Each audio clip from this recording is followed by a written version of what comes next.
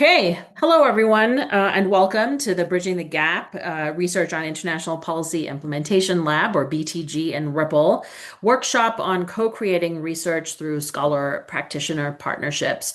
We're delighted to have you all here today, and I'm going to do some quick introductions and then turn it over to my colleagues who are going to run through the presentation.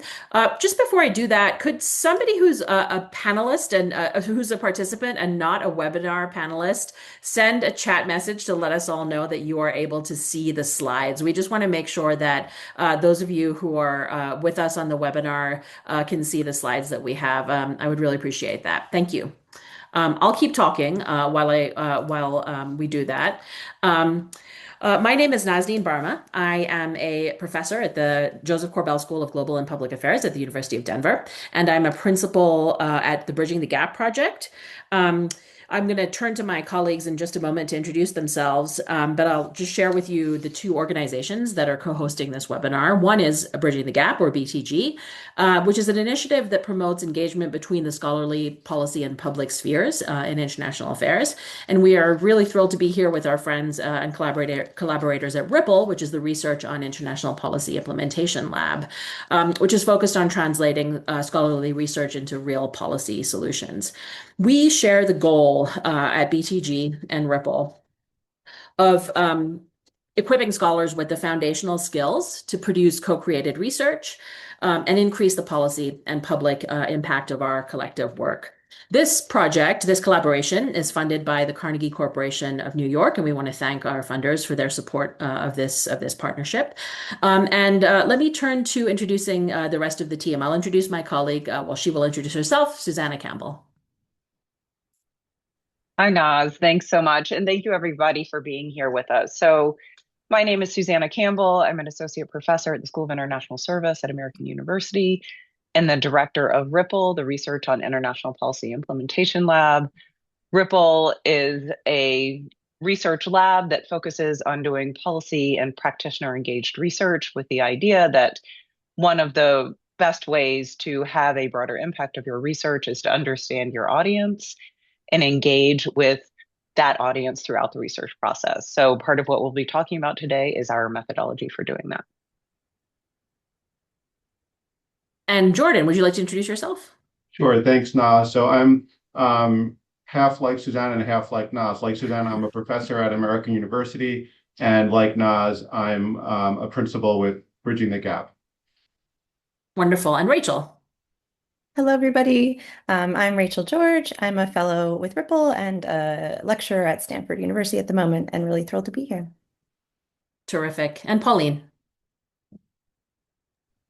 Hi, everyone. My name is Pauline. I'm a postdoctoral fellow at SIS working with Susanna and Jordan, and I'm really looking forward to today's session. Thanks. We also have behind the scenes Megan Lyons, who's the Associate Director of Bridging the Gap. Thank you to those of you who confirmed that you can see the slides. Really appreciate that. We do have the chat disabled, as you pointed out, but the Q&A function is available to you all.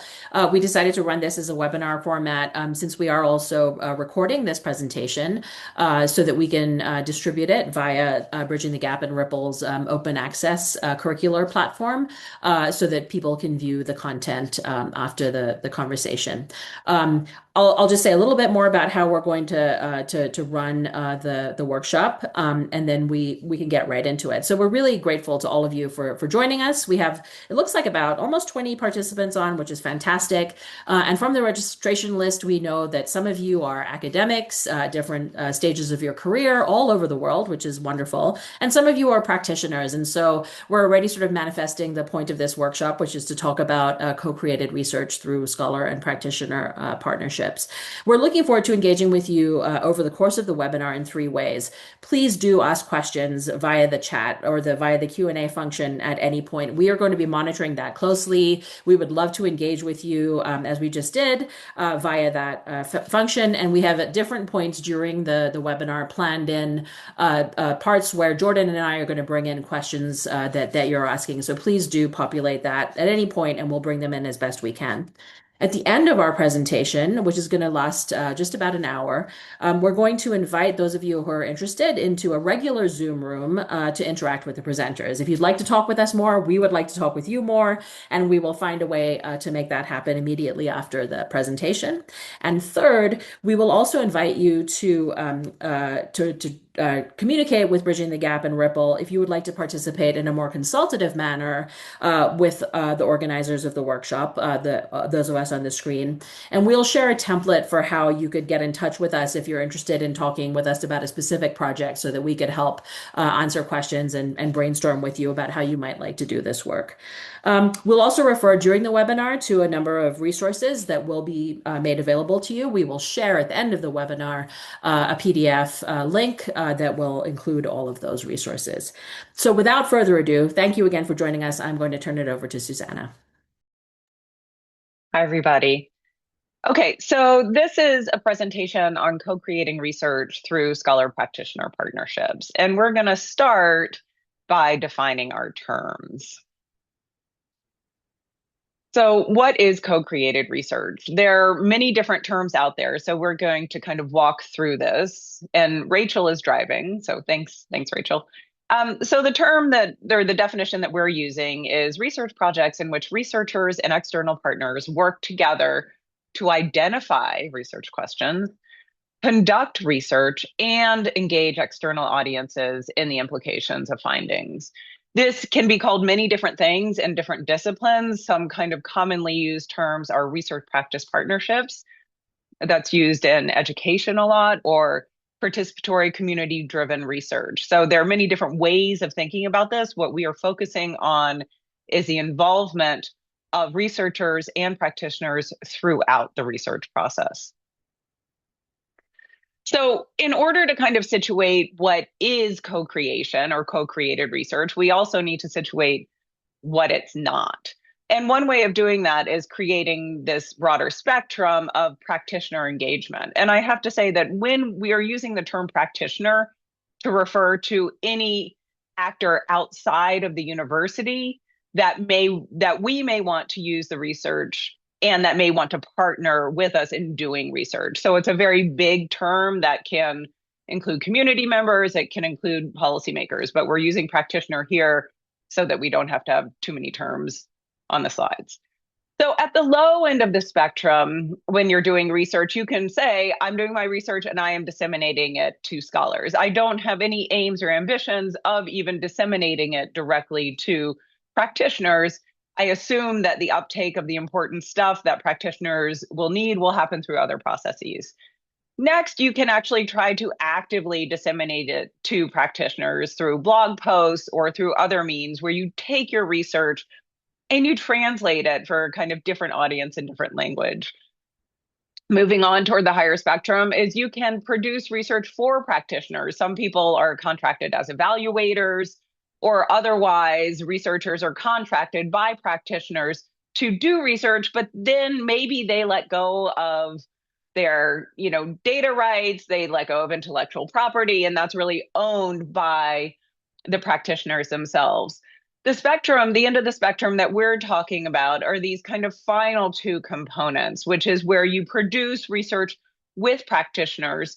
And at the very high end of the co-creation spectrum, you would have a sustained partnership over time where you will repeatedly produce research with these same practitioners and they use it. So we are going to be talking about the last two components, the produce research with practitioners and sustain research partnership.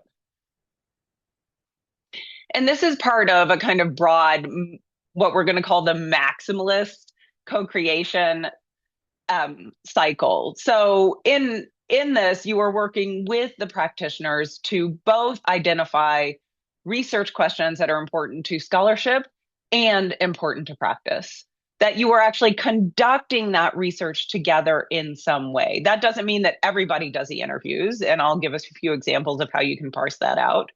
But it does mean that you are partners in the research. So the practitioner is kind of facilitating the researcher's engagement with other practitioners. And that through that research process, you are designing your kind of dissemination strategy, where you're thinking about what are the best and most effective ways of engaging policymakers or practitioners in the implications of your findings. Again, that's not just giving them a blog post, but it would be thinking about how that can be integrated into regular discussions that these practitioners might want. So, and then out of that engagement process can emerge new, really interesting research projects. So we're going to talk about that broad spectrum. And when done well, co-creation has the potential to improve the relevance and impact of research. It can foster greater collaboration and understanding between researchers and practitioners and ultimately contribute to positive change. But it's really time consuming and it requires patience, careful planning, regularly questioning one's assumptions, and continuous communication. Great. So I'll jump in here. As Susanna mentioned, we're really talking about that side of the spectrum that is this co-owned collaborative process that is really running through the whole research cycle. And just to sort of put an underline under what Susanna was sharing on that spectrum, thinking about what co-creation is and what co-creation isn't, we thought we'd show up some examples here on the slide that might be familiar and happening also by others who are participating today in their work. We know solely disseminating research to practitioners can be a really important way to have some sort of impact in your work. We have some examples up here, for example, publishing in policy-facing outlets. Consulting practitioners in research can be a really good way to have engagement in your research, conducting surveys or interviews. Also sort of briefing them then on those findings. There's a picture here of me presenting some research at a UN meeting. This was consultative in some ways, but it was not co-creation according to our model because it wasn't throughout the whole life cycle of research.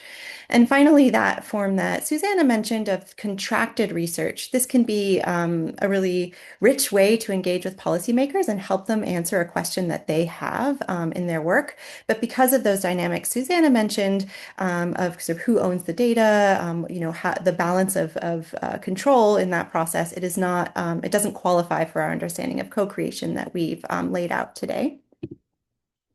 So how can we think as researchers about the benefits and the costs? So that's something Susanna and the team here have been thinking about and wanted to present to you some ways that you might be able to think about balancing these benefits alongside some of the costs. So there's a lot of really great, rich benefits that will stem from doing this type of involved, deep work. So one is in that identify stage of the research. Co-creation can really help us identify salient policy relevant questions that are high quality, that really matter to the people that are operating in the real world. And in that identify process that can take some time, you can do really great work to refine and create these really policy-facing or practitioner-facing questions. Through the next stage of the research, when you think about the sort of research conducting process, it can also provide some immediate validation. So as you're involved in this co-creation process, you will usually have access to some sort of testing of questions. You'll have access to data. You'll be able to talk to policymakers about initial findings or practitioners and hear that feedback live. And that can be really a great robustness check for your research. And finally, in the engage portion of the research, the nice thing about this process is it can guarantee, because of all of these connected processes and benefits, that the research will be used. So one ideal benefit from this work is that you would have better uptake of the findings. But of course, there are costs too. So this work isn't always worth it or sort of the best way forward. So when we think about what those costs might be, in the identify stage, it takes a lot of time, investment. You might have to compromise on what might be most salient for the partner you're working with, what might be most salient for the academic, and really create some sort of middle ground working together. In the research phase, again, there's a lot of time that's invested in the governance and creating joint decision making, and that can really significantly lengthen what you might do on your own as a researcher. And finally, in the engagement portion, this is actually wonderful, usually to produce multiple outputs that are practitioner-facing and research-facing, but it does mean sometimes double the time. So really, these costs sort of boil down to two things. One is time, and the other is control. And throughout the process, you would maybe be sacrificing on those levels from what you might be doing in a traditional form of research. So those are sort of the nuts and bolts. I think we'll pass it back to Naz to facilitate a little time for questions, and then we'll jump back in. Thank you so much, Susanna and Rachel, for the great overview. It does look like we have a couple of great questions. Jordan, would you help me put those questions in, please? Sure. So one question that's come up is whether there are certain research questions or research methodologies or designs that are best suited for co-creation. So, of course, the field of international studies has people who do a wide range of kinds of research, different topics, different approaches. Are certain topics or approaches or methodologies best suited for this co-creation model? I think that, well, I'm going to talk about it in terms of opportunities. The opportunities that I've seen from doing co-created research are that you get very high level kind of elite access. So in one example, we embedded where we were doing interviews with UN, like very high level officials at the UN, at the United Nations. We were able to embed survey experiments into those interviews at the beginning of them. And so there's a kind of permission structure that you get where you should be able to do qualitative work and quantitative work, right? I think that a lot of the even randomized controlled trials that are done through some kind of research practice partnership, because you have to get the buy-in of the implementing organization to actually randomly assign their treatment. And so I think that what I would say is that not talking to people at all is usually not a part of a research practice partnership, right? That usually you will want to have some kind of interview, some consultation as part of your data collection strategy. But after that, it's really about where the data are, what data your partner want to share, and what they are willing to do in terms of randomization or in terms of access. So I think as long as you're willing to talk to people, there are many, many opportunities. Great. And one other question that's come in, Naz, is from the standpoint of a policy practitioner who wants to conduct research on their policy areas of specialization. How do you go about approaching a think tank or university to establish this kind of relationship? What are the steps you need to take? And are there any institutions that are looking for practitioner researchers that you could point us to? I'll take a shot at this and maybe somebody else has something to add. So as part of the Evidence Act during the Biden administration, they were trying to create these partnership agreements and a kind of matchmaking service between US, different kind of bureaus within the US government and researchers. And I think the challenge is that you actually need a lot of information, and you need a kind of the researchers and the practitioners really need to fit together. So there are some potential matchmaking services, but what I would say is that you can look and see what scholars tend to be talking about these things and what scholars are doing research in the area that you're interested in. You can also reach out to us for different ideas if it's in any way in our kind of broader discipline, and then reach out to them and see whether they might be interested. I think a lot of scholars would be very interested,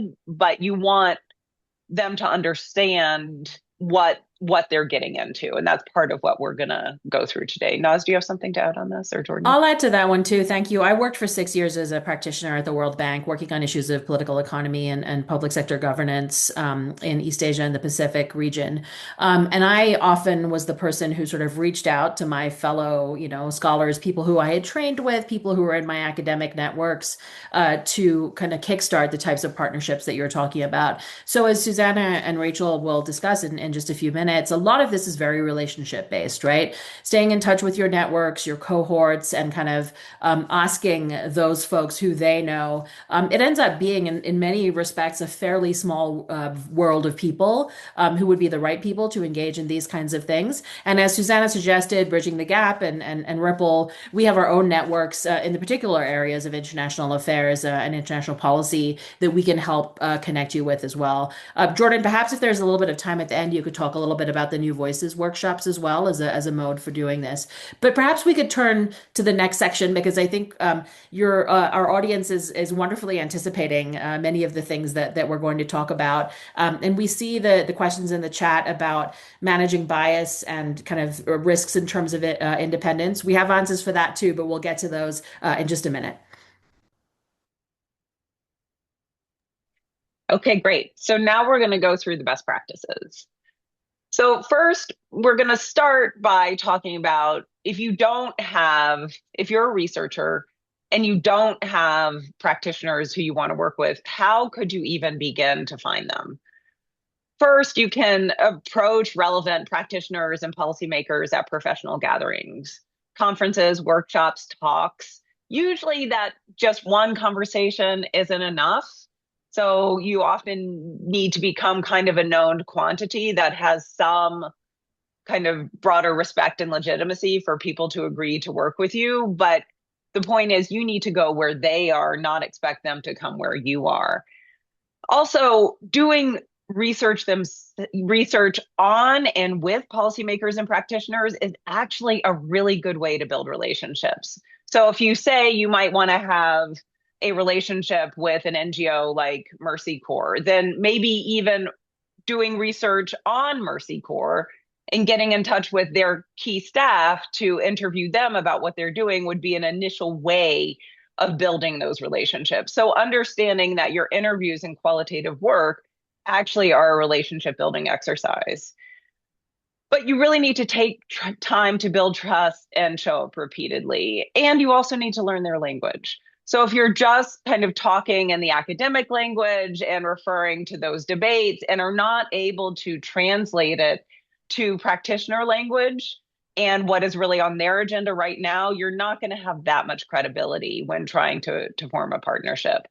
Also, think about creating like smaller projects or ways of engaging from which wider and broader collaboration can grow. So maybe you invite somebody to speak at your university, or you find other ways of building that initial relationship. And out of that, or some kind of broader agenda setting conversation, out of that, maybe follow-on opportunities will emerge.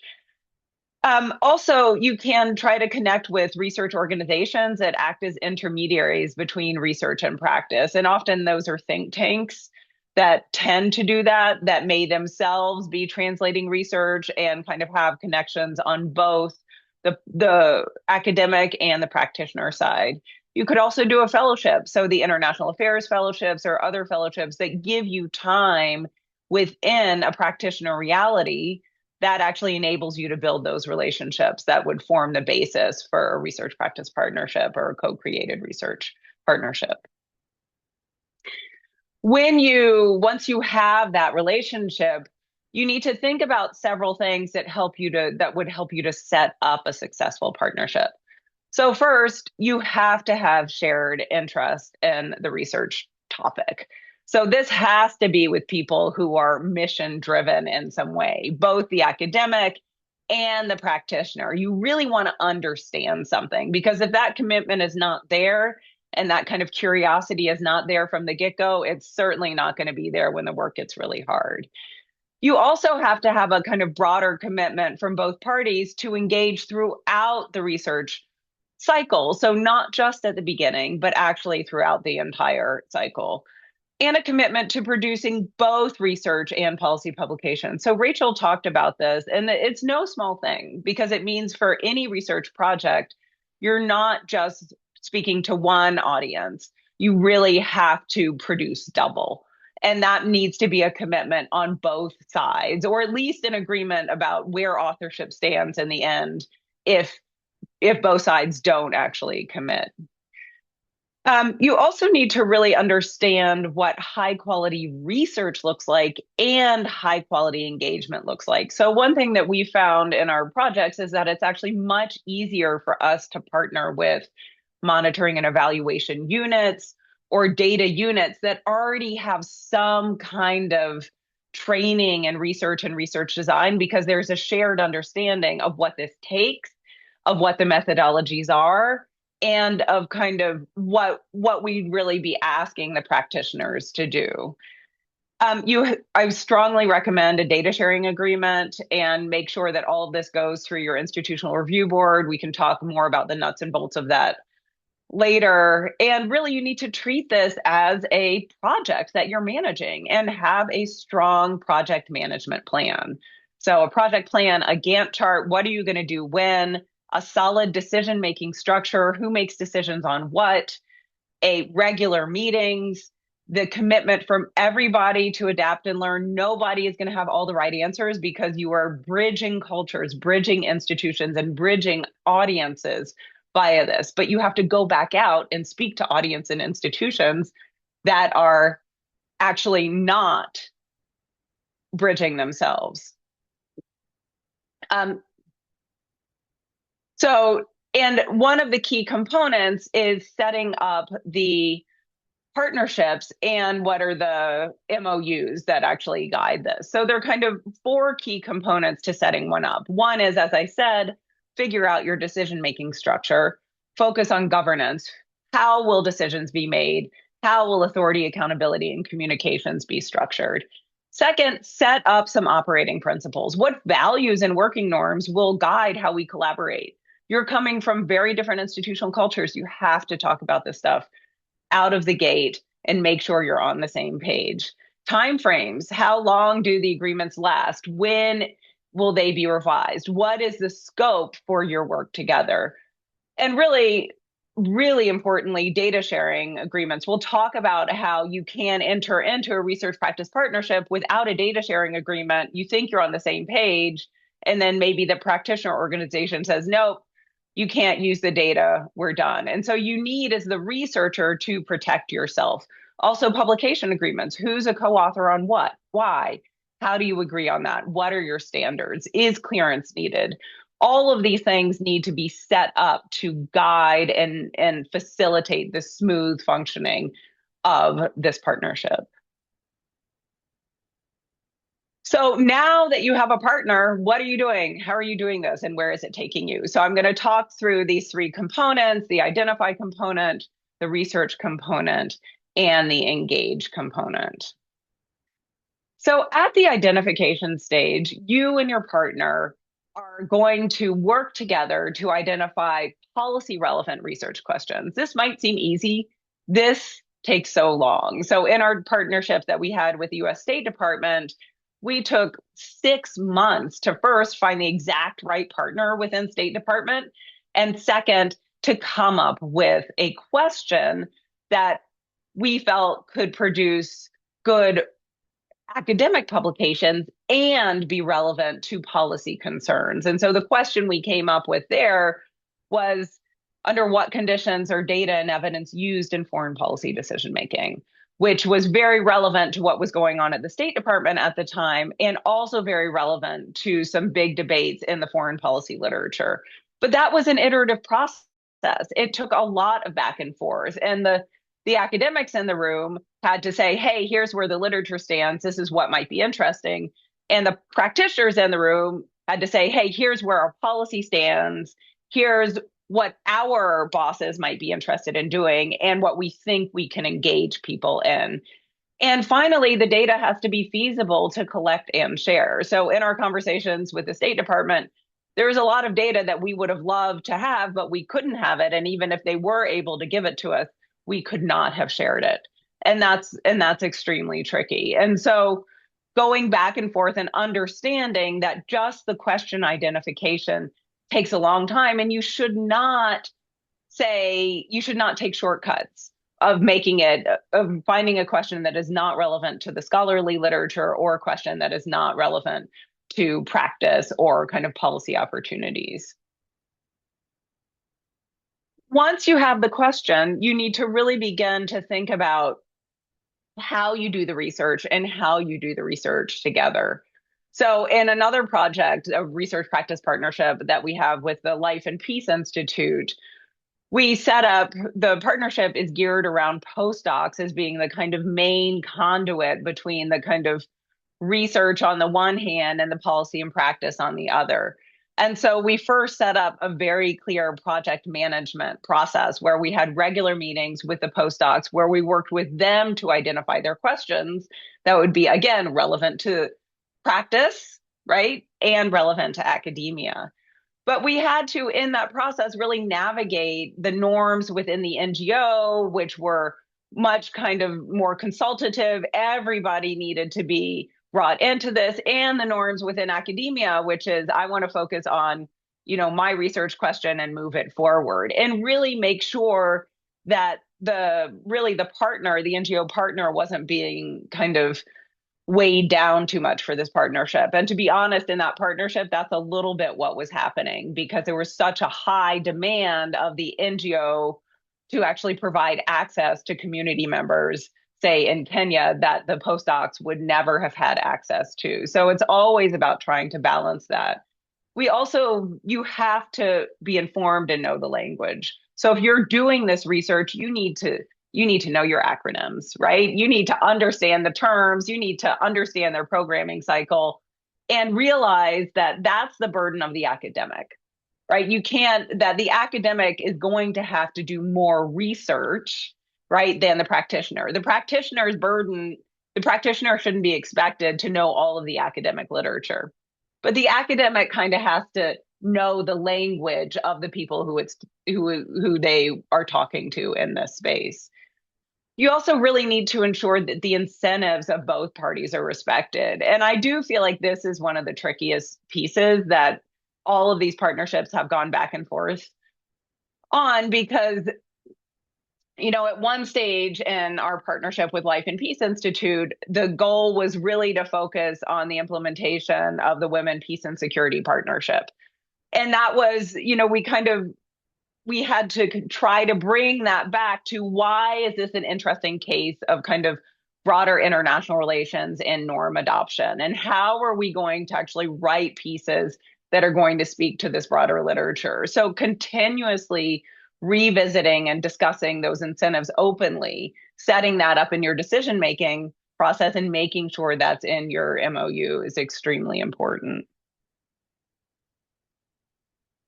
And then the kind of engagement piece is in some ways one of the more interesting ones, because the whole idea behind co-creation is that through your initial conversations, you create buy-in so that your final results are actually going to be used, right? So this question of how does bias come in this, you want bias in here, right? You want the practitioners to actually shape how you're asking your initial question. That's extremely important because then you're going to end up with a question that is relevant to them. But it's not just a question that you kind of reach in January and then you present them the results in December and ta-da, they uptake the results. It really is thinking about and developing your engagement strategy throughout the entire research process. That's why you validate it. That's why you bring people on board so that when you're finally done with your research, they'll actually be interested in what you're doing and already know something about it and have more trust in you as a scholar that you actually have taken the time to understand their reality. So there's trust that's built during the research that actually helps the engagement. Also, when you're thinking about engagement, and we're using the term engagement and not dissemination on purpose here, that dissemination kind of has this connotation that you do the research and then you disseminate it, where what we're trying to talk about here is how do you engage practitioners and policymakers with the implications of your findings, which means you already need to kind of take the research and identify those implications, identify what might be relevant to them, and then actually disseminate it to them. So that means that you need to, in our State Department project, what we're talking about is, with this research, when and how are we going to put it in front of the Bureau Chief Data Officers so that they might be able to engage with it? At what point in time will policymakers in the Bureau actually be making a new data policy? And how can we make sure to feed it into that? So your engagement strategy really needs to be built around who are the stakeholders within the practitioner institution that might be able to use your research. How can you frame it in a way that might speak to them? And how can you insert it into existing and policies, existing convenings, so that you're not just doing something new? The more that you can integrate it into what already is, the more likely it'll be taken up by the practitioner institution. And I think what's really important is that all of this, you as the researcher learn, right? That new research questions emerge via engagement, because you hear things and people just say them offhand, like, oh, wait a second, I didn't think that, all of this investment in chief data officers might not actually deliver what we thought it was going to deliver because of poor decision-making heuristics that are used. The people in State Department might not care about the decision-making heuristics, but those decision-making heuristics are a really interesting topic for scholarly research. So leaving yourself open to finding and identifying new questions via this engagement process is really important and a great opportunity, and is one reason why you do co-created research.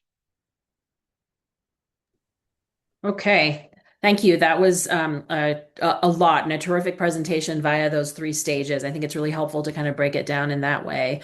And as you can see, the folks who we're talking to have kind of anticipated a lot of really great questions, right? And I like to try and answer a couple of those, and I think Jordan's going to jump in here as well. This core question of kind of, as scholars, there's obviously one of the values of the work that we do is our very objectivity, right? And so there's the questions about sort of bias and independence are really important ones, and they're kind of exactly getting to the heart of the matter. I think Susanna made a really great case for why you sort of want bias in the sense of what questions you might be asking, because you want there to be relevance in terms of the answers to those questions. But we certainly don't want bias in the conduct of the research and how we would sort of actually go about doing that. And there's a team of my colleagues at the University of Denver who've been working on a project called the Responsible Engagement Project, also sponsored by the Carnegie Corporation of New York. And I'm just going to pop a link in response to one of the answers.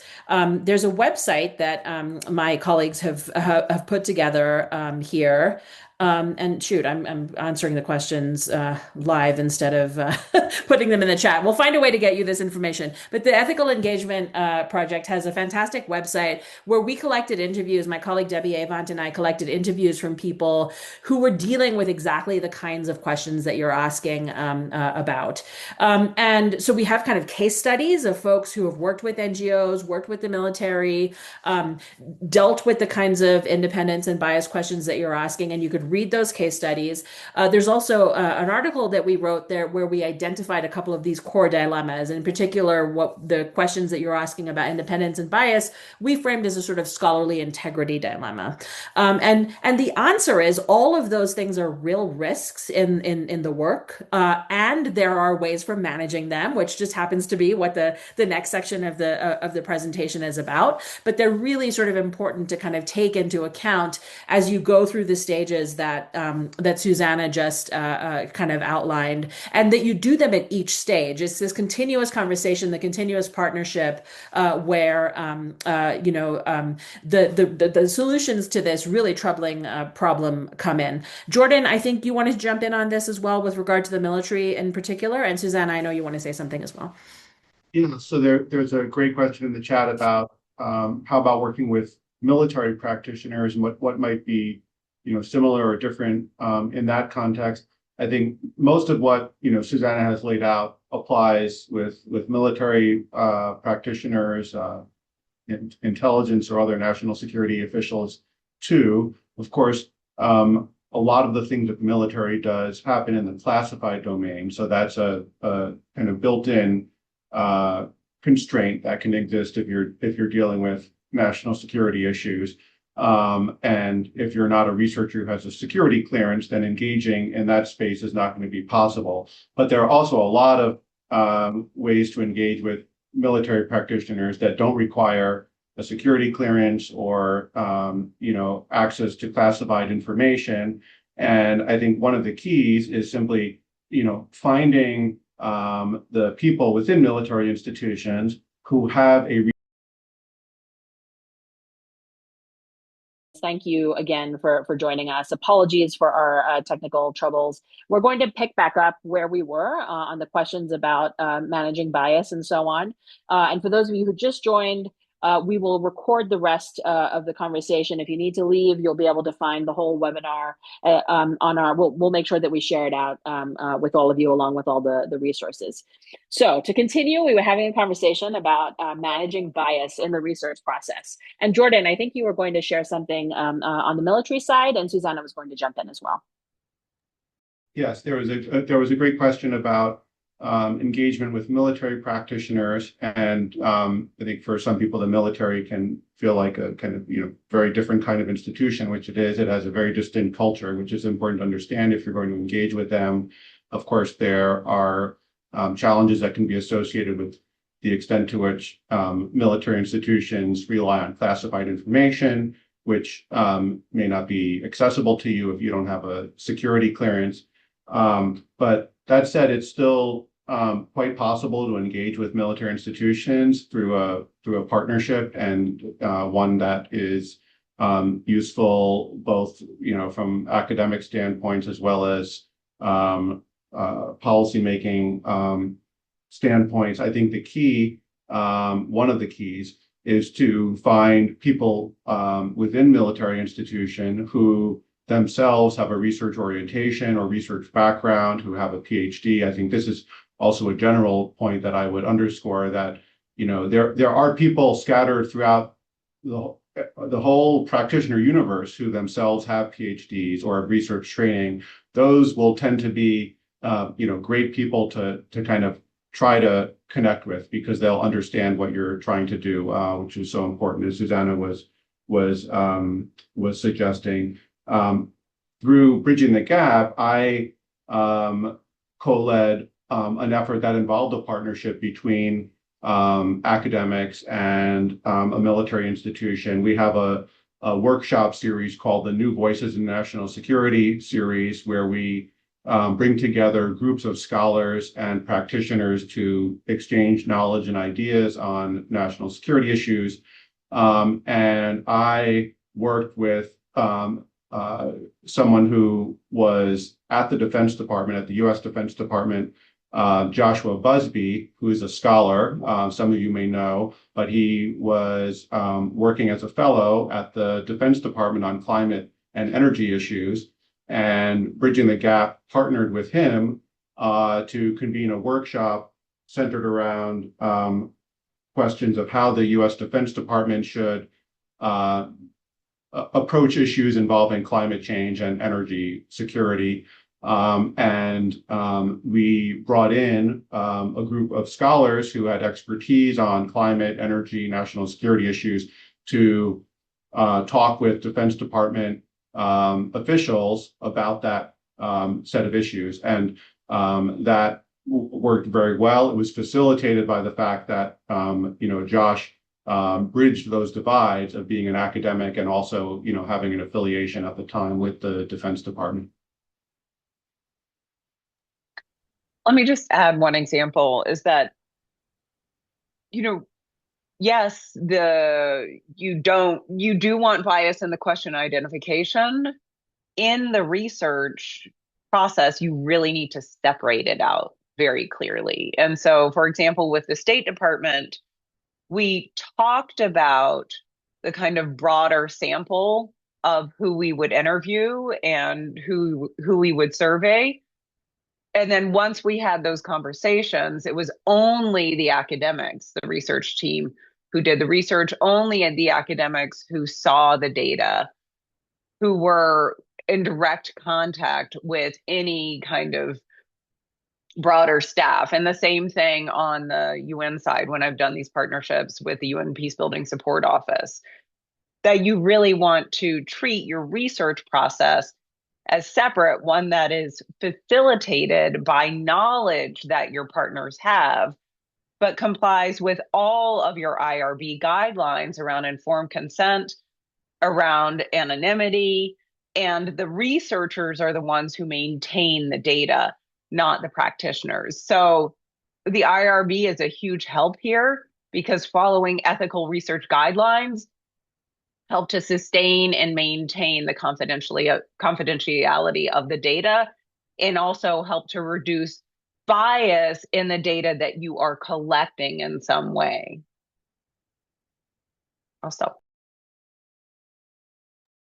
Terrific, thank you. And I just popped back in the chat some of the resources I mentioned.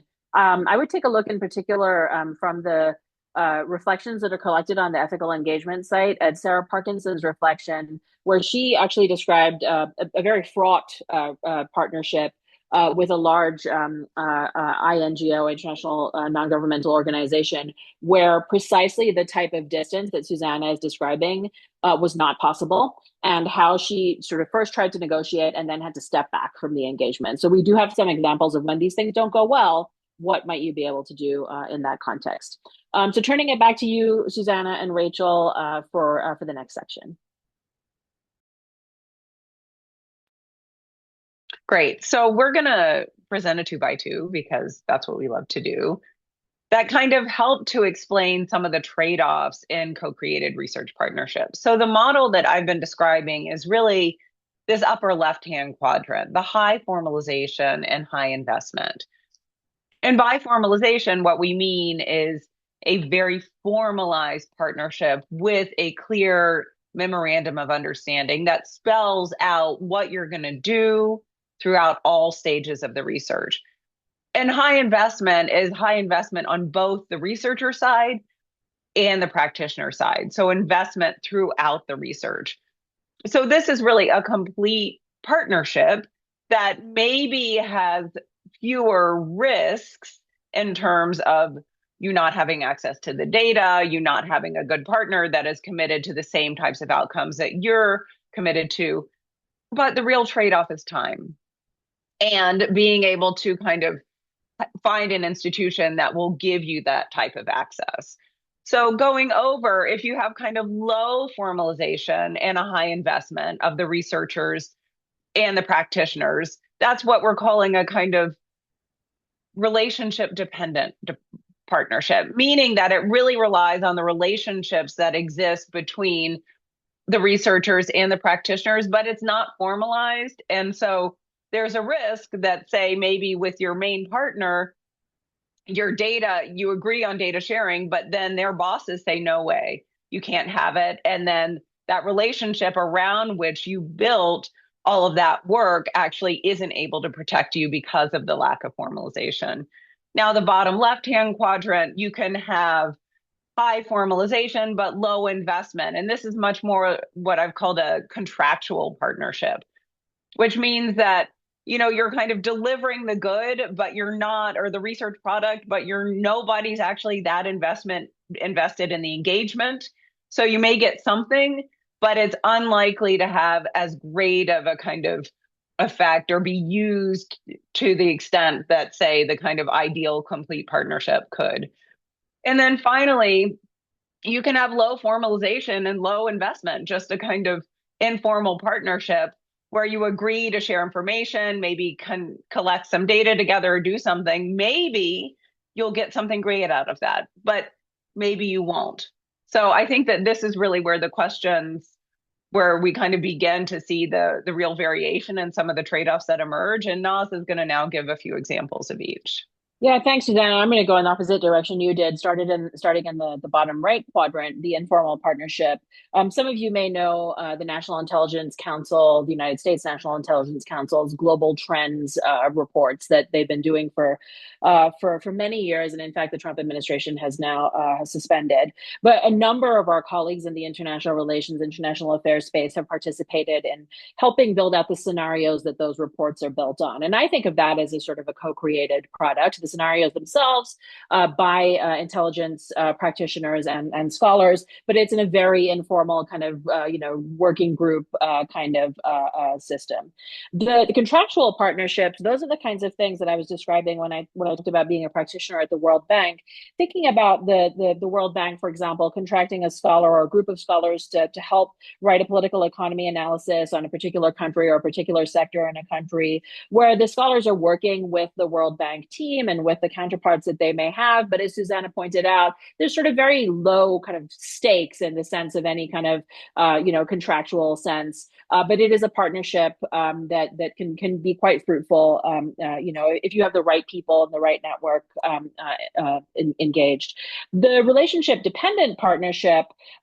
Think of a scholar kind of doing research in the field who kind of happens to kind of encounter an NGO, that a couple of NGOs that are also doing similar work in the same area, and there's kind of a more kind of mutually kind of serendipitous kind of interaction around research that the two groups might be doing, some joint research, potentially some publication, but these questions of data ownership that can become really important or perhaps not as ironed out and can lead to problems of the sort that Susanna described. But these can also be very kind of, again, I'll use the word serendipitous, things happen in the field that, and in the course of the work that we do that can be quite productive. And then finally, that kind of top left box, the complete partnership, is the kind of the soup to nuts kind of package that Susanna was describing, that is really kind of more explicitly negotiated. Often, I'd be interested to hear you talk a little bit about this, Susanna, in the context of what an MOU might look like, but a joint IRB process where human subjects research is being kind of really kind of thought through and so on. There's a kind of high degree of, who the kinds of questions that Susanna has raised about who owns the data, how will it be used, and so on and so forth. And the project that I described just a minute ago, Sarah Parkinson's project that's cataloged on the Sea Ethical Engagement website, is an example of that.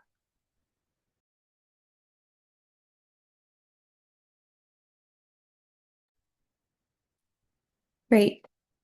So as we were exploring all of these cases in the real world of what this looks like, the team, as they were, thinking about how we can walk through this experience as maybe someone getting started, appreciates that this is not a cookie cutter formula that one can just apply in one's work. And usually you're building something completely from the ground. So we presented these sort of provoking questions as a guide that we think that could be helpful to walk through as you're thinking and reflecting on what components of this would work. Where would you fall on that 2x2 or on that spectrum that really suits the goals that you're trying to achieve? And what are the different decision points you might have along the way? So quickly walking you through that, really you want to start with the why. Sort of would you like to co-create research? Why? And if the answer is yes, to then think about really from that early point on, what are your goals? What would you as the researcher be seeking to gain from this? And you can also think for your counterpart, what would their goals be in this work? Next, we're really glad that bubbling up in this conversation are already these ethical components. You would want to think about how would you ensure mitigating that bias? How would you ensure dealing with the power differentials? You're working with two institutions that have comparative power in different ways. Sometimes an academic institution can have a lot of power in a relationship, but also sometimes not as much comparative power. And you can have to think about that as you design from there. Next, you would want to think about, well, if the answers are yes, and you have a plan for starting to think about those components, what would be the concrete step that you would take to implement the co-creation principles in your research practice? This can be from a high level. Would it mean a lot of consultation along the way, a lot of sort of forms of agreement that would help guide you? Next, you would think about the potential partners you would reach out to. You could think about if you're looking for sort of a one-off project, or if you're really aspiring for something that's more in the long term, you might approach something differently if you're trying to sort of build out and build up. Next, you want to think about what type and what form of partnership would best suit your context and those goals. You could then think about how you would go about designing your research in co-created forms, what design principles would be built into that process. In this, it's also important to think about the outputs. So if you're going to design a certain way, it would be more amenable sometimes to a particular form of output. So that can really be baked into that decision making.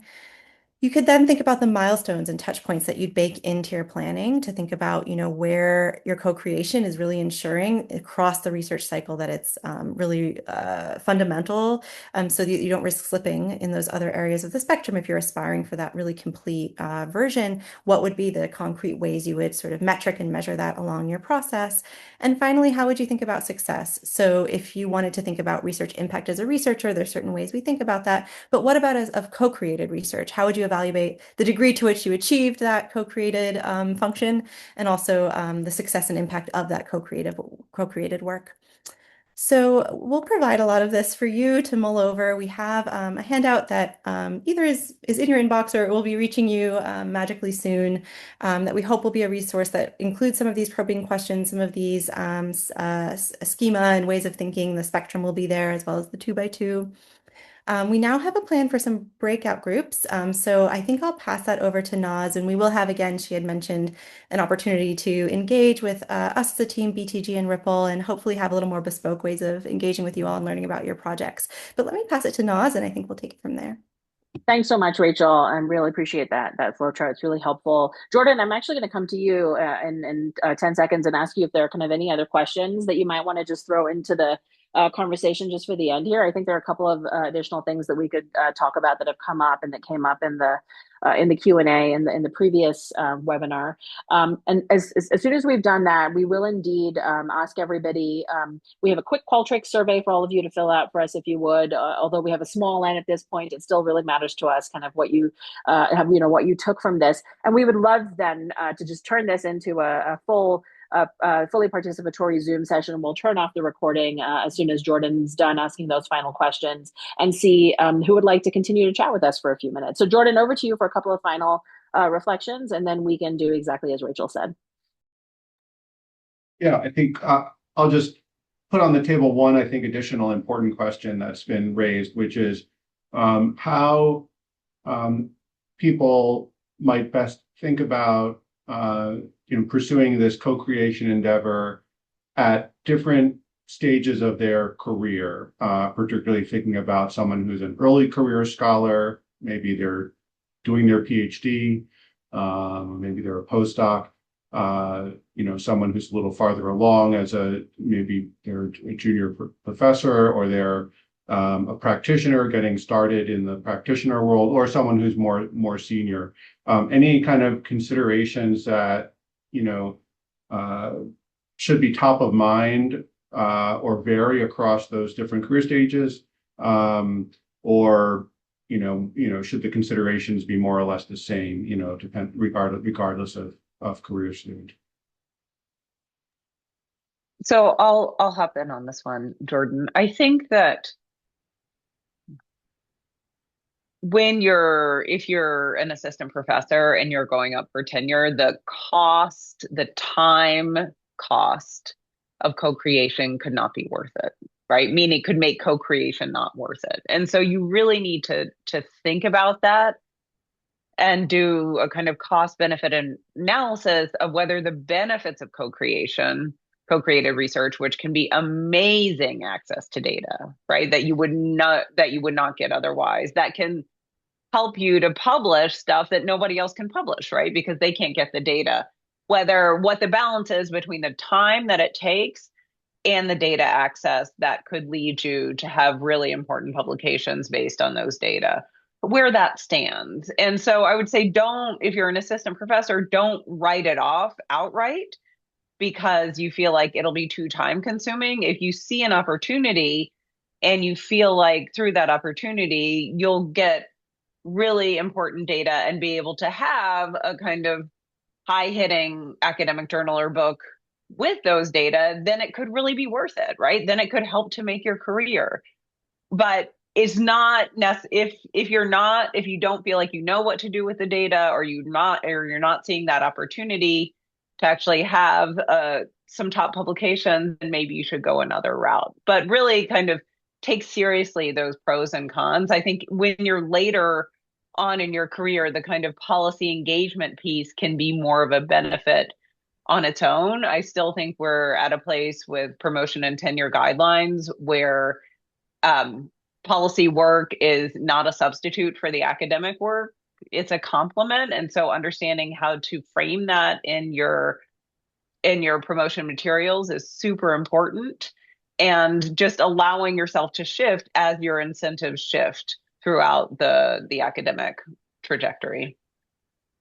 Great. And I'll just weigh in here. And while I'm doing that, I might ask Pauline to please pop into the chat the Qualtrics link so that people can start to fill that out. We'll wrap up the kind of recorded portion of the webinar in just a minute or two here. I think the other thing to reflect on with regard to the question that you posed, Jordan, is that the higher education landscape is, shall we say, shifting dramatically before us, certainly in the United States. And I think it's probably the case in many other parts of the world. And I think one thing that co-created research kind of really embodies is the kind of commitment that we've always had at Bridging the Gap and RIPIL, that this type of engagement can happen on both sides of the gap, as it were, right? You could be a practitioner doing this kind of work, and you can be a scholar doing this kind of work.